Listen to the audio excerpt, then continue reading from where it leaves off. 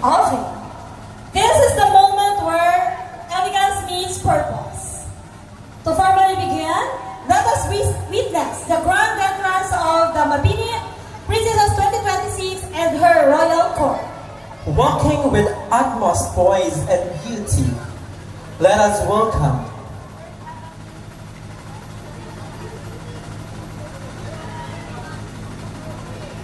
Ayan, may busy pa sila partners. Okay, chika-chika muna tayo. Ayan. Ayan, parang dumadami na partner ang ating mga ano dito. Mga bisita. Oo, di ba? Grabe. This is unexpected. First time ko to. Ay, first time? Yes. Bakit first time? Mag-MC ng ganito. Ay, Na formal. Na formal. Hindi kasi ako madalas mag-MC ng formal eh. Ay, Medyo bardagulan tayo. Bardagulan, sige. Kaya medyo mag-finesse tayo today. Alright. Ayan, ready na ba ating Yes. mga candidates? Okay. Now, walking with utmost poise and beauty, let us welcome our fourth princess, Johanna Zoe Ann V. Tuloy, and her escort. A round of applause, please. Dito.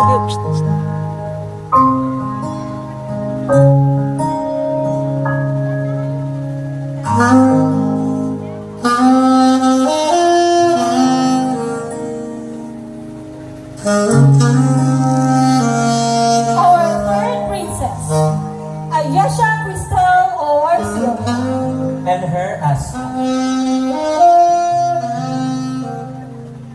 A round of applause, please.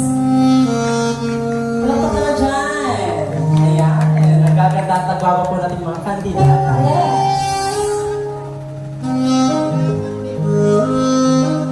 Next, our second princess, Alexa Francesca P. Osavia, and her escort. Palakpakan naman po. Yes, a round of applause.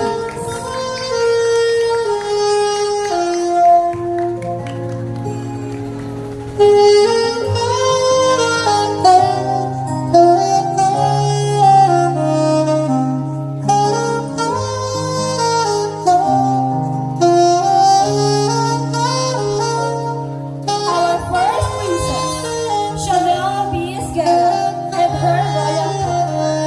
A round of applause, please. Wow! Ayan. Mukhang meron na tayo ano today.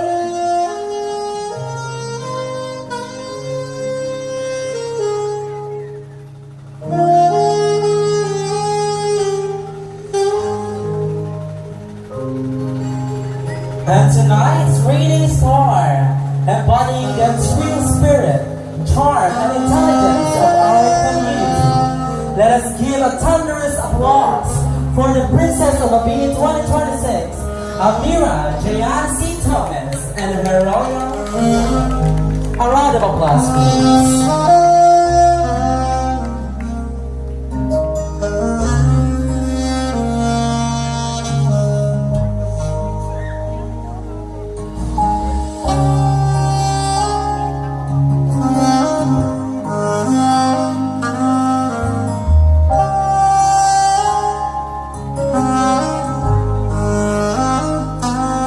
Ngiti. Ngiti, yan. Smile.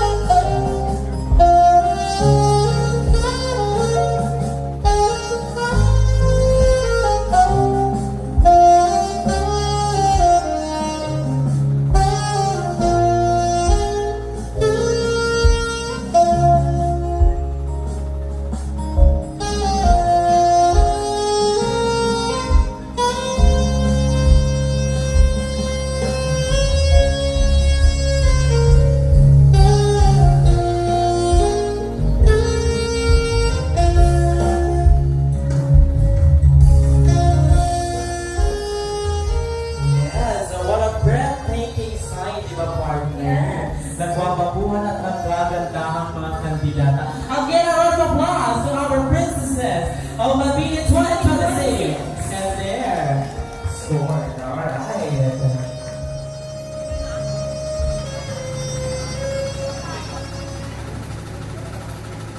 Now, may I request everyone to please stand as we show our love for our country through the singing of the Philippine National Anthem, which will be followed by a solemn prayer.